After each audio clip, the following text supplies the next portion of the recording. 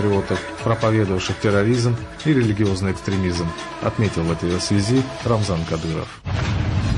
В середине 50-х годов прошлого века на спартакиаде народов СССР в Москве в составе сборной Казахстана по баскетболу появился спортсмен очень высокого роста. По свидетельству очевидцев, его высота достигала почти 2,5 метра. Его звали Уэйс Ахтаев. В свое время самый высокий человек планеты, баскетболист и мастер спорта СССР.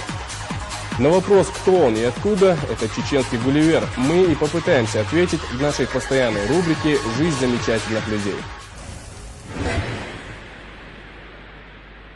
Выросли целые поколения людей, которым имя Уэйса Ахтаева практически не знакомо, а ведь в свое время он был фантастически популярной личностью на всей территории бывшей СССР, а в Казахстане, где он жил, более известного человека в ту пору просто не существовало.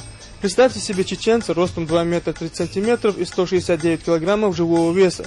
Таким и был Уэйс Ахтаев, самый высокий в свое время человек планеты, баскетболист и мастер спорта СССР. Шел 1956 год, был дан старт в спартакиаде народов СССР. Миллионы физкультурников со всех уголков страны оспаривали право быть в этот день в столице, выйти на изумрудное поле большой спортивной арены. Это право получили сильнейшие, и сильнейших оказалось не так уж много, около 10 тысяч человек. Среди них были представители более 40 национальностей, в том числе в те годы самый высокий человек в мире из города Чимкента, чеченец по национальности. Уэйс Мажитович Ахтаев, Вася Ахтаев. Первый гигантского роста игрок в советском баскетболе конца 50-х годов. Представьте себе, что свердловчанин Иван Павлюшнев, рост которого был равен 187 сантиметров, носил прозвище «Полтора Ивана».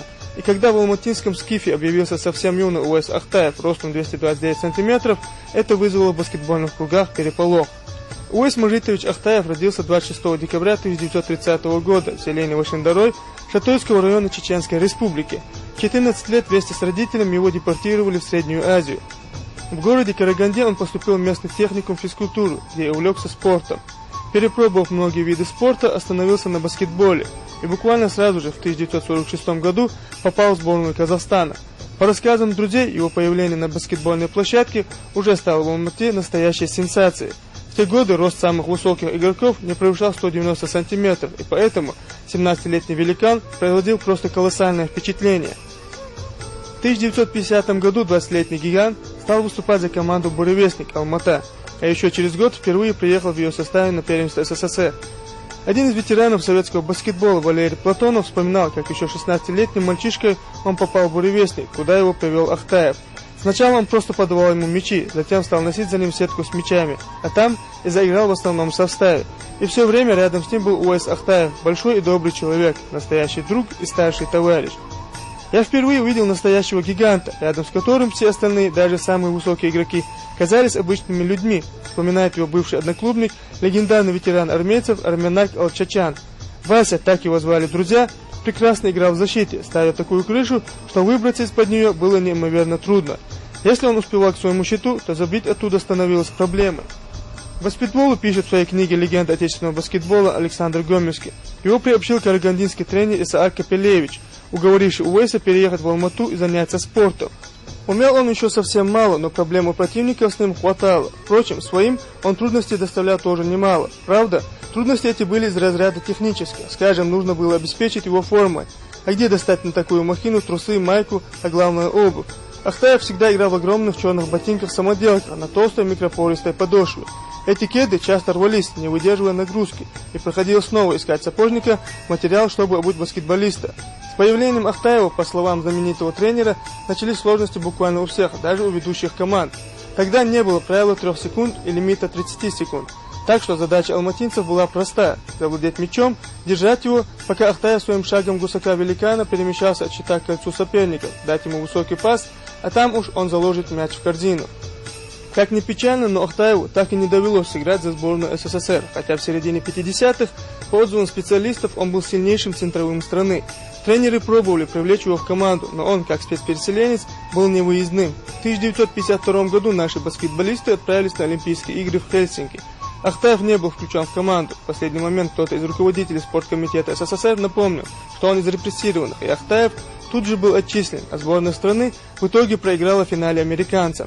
Расскажут, что сам Берия распорядился, чтобы такая знаменитость, как Уэс Ахтаев, изменил фамилию и стал Капелевичем, и тогда его включали бы в олимпийскую сборную страны. Но Уэс отказался от такой чести. В то же время в самом СССР на матче с участием Ахтаева собирались толпы народа. Экспансивный, несмотря на громадный рост, общительно он всегда был в окружении болельщиков. Его появление на улице или на стадионе всегда вызывало ажиотаж. Он мгновенно попадал в какой-то людской водоворот. Естественно, тут же слышалось и дядя Достань Воробушка, и дядя Степа, что поначалу его очень смущало. Так что в первое время он, по свидетельству тех, кто знал его по Алмате, заливался краской стеснения, пытался спрятаться от назойливого внимания окружающих. Он был простодушен, добрый и широк, и потому его нетрудно было обмануть. Некоторые пользовались его наивностью и открытостью, тем не менее с обидчиками Уэс расправлялся по-своему. Однажды во время матча с тбилисским «Динамо» его долго выводил из себя Абашидзе, и тогда Уэс будто невзначай наступил ему на ногу. Тот упал и потерял сознание, все-таки 196 килограммов живого веса. В суде он как-то сказал: еще раз ни за что свистнешь мне пробежку, посажу на щит и не сниму. И пальцем для убедительности показал, куда он его посадит, если тот будет к нему Ахтаеву придираться. Судья чуть свисток не проглотил. Рассказываю, что намного позже, уже будучи вне спорта, Уэс однажды отъехал от дома на своей победе, специально переоборудованной под него, и крылом автомобиля случайно сшиб какого-то человека. Ахтаев бросился на помощь потерпевшему, а тот, отделавшись легким испугом, поднялся с земли и стал отряхиваться, и вдруг он увидел над собой великана. Как рассказывали очевидцы, потерпевший воздел руки к небу, издал крик и упал, будто сраженный пулей. Как объяснил позже потерпевший, ему померещилось, что машина сбила его насмерть, он уже на небе, и к нему подошел огромный джин. Бедолагу едва привели в чувство. Сохранился любительский снимок. Ахтаев среди несметной толпы зрителей. Фотокорреспондент «Вечерней Москвы» уговорил самого сильного человека тех лет Григория Новака, который был весьма невысокого роста, сфотографироваться на Динамовской аллее рядом с самым высоким человеком. Новак, не лишенный чувства юмора, отрежиссировал, влез на скамейку, показывал, что все равно не дотянуться ему до Ахтаева. А тот был доволен, улыбался. А еще в ту пору, когда Ахтаев играл в сборной Казахстана, его в Москве заприметил известный кинорежиссер и пригласил сниматься в фильме «Гулливер» и «Лилипуты». Уэс согласился, он уже видел себя на экране, но когда узнал, что из-за съемок придется пропустить чемпионат, наотрез отказался. К сожалению, спортивная карьера Ахтаева окончилась очень рано. В неполные 30 лет он заболел сахарным диабетом, затем тяжелым воспалением легких. Могучий организм справился с болезнью, но играть в баскетбол ему врачи запретили. В последний раз Уэс приехал в Москву в 1959 году на 11-ю спартакиаду народов СССР. Говорят, он как азартный мальчишка наблюдал матч за матчем, а потом с грустью сказал: «Я еще вернусь в баскетбол, обязательно вернусь». Но был уже тяжело болен, ходил с палочкой. Наверное, у всех, кто его видел, Ахтаев навсегда остался в памяти, пишет в своей книге «Центровые» знаменитый тренер Александр Гомельский. Как жаль, что сохранилось мало фотографий этого рано ушедшего из жизни человека, что не нашлось художника, написавшего его портрет, скульптора, вылепившего его бюст. Ведь лицо у него прямо просилось на полотно, резкое, словно высечено, характерно, запоминающееся. И очень доброе. Представьте себе этакую громадину ростом 2 метра 36 сантиметров, ножище 58 размера, брюки, в которые залезла бы вся команда, ручищи лопаты, в которых и мяча-то не было видно. Так, камешек какой-то.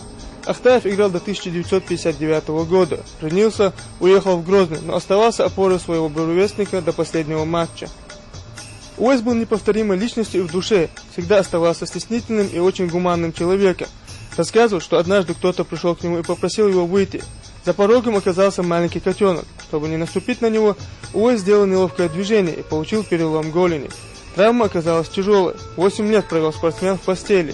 На огромной кровати, сделанной мастерами по специальному заказу, покоился бывший кумир миллионов. Рядом лишь тумбочка с газетами да телефон, который позволяет поддерживать связь с внешним миром. Самый высокий человек планеты прикован к постели, исполинское тело уже не слушается его. Великий баскетболист Уэс Ахтаев скончался на 48-м году жизни, в 1978 году в Грозном. Узнав о его смерти, телеграммы с соболезнованиями прислали всемирно известные тренеры, спортсмены из Москвы, Алматы, Ростова, Риги и других городов необъятной страны.